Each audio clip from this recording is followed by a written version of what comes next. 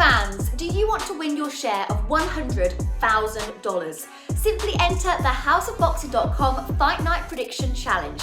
Compete with boxing fans around the world. Simply head over to houseofboxing.com and sign up now. This is Louis Hart for Boxing Social in association with Empire Fight Store and houseofboxing.com. Delighted today to be joined with Andy Clarke as we start our prediction show.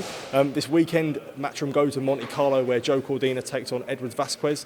Joe Cordina is back out after the Rakhimov fight, dealing with the injury. How are you feeling going into this one? Yeah, I think he's been, I would say, an unsung hero, because I think he did get a lot of credit for beating Agawa and then maximum credit for the fight against Rakhimov. But there are other people who get talked about more, but you look at what he's done with those two wins, particularly the second one, because the situation where the title got taken off him was complicated. I mean, it was very unfortunate for him, but promises have been made, basically, so I could see how it happened. But yeah, to come through that fight against Rakhimov, I thought was tremendous, and he's got so much ability. What I did kind of wonder about him was whether he just had that all-out, starving, hungry desire for it, because he tended to drift in fights a bit in the amateurs, and although he won a European Championship gold medal, maybe didn't quite go as high as he should have done in Olympics or World Championships, but he showed us that he absolutely does have that. So you kind of expect him to take care of business in this fight, because it would be to trip up now after what he's been through it'd be terrible, really.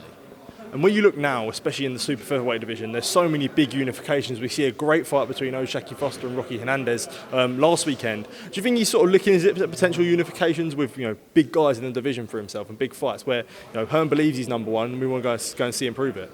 Yeah, I do, absolutely, I do. 100%, and that's an easy one to make, isn't it? Because Foster is a matchroom fighter, isn't he?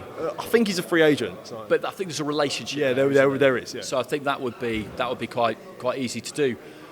And that was amazing, that fight of the weekend. The turnaround. I saw Steve Farhood, brilliant analyst from Showtime in America, saying that I think 14 times somebody's been down going into the final round in a world title fight and gone on to win. And as Brits, we trot out Frotch against Jermaine Taylor.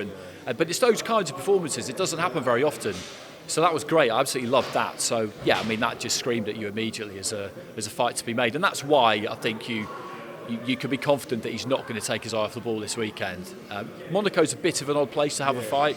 I've been there a couple of times. I really enjoyed it for the kind of novelty value, but I think it's in the old casino, so there's not that many people there. It's an unusual experience for everybody. I think they get taken up to the ring in this tiny little lift.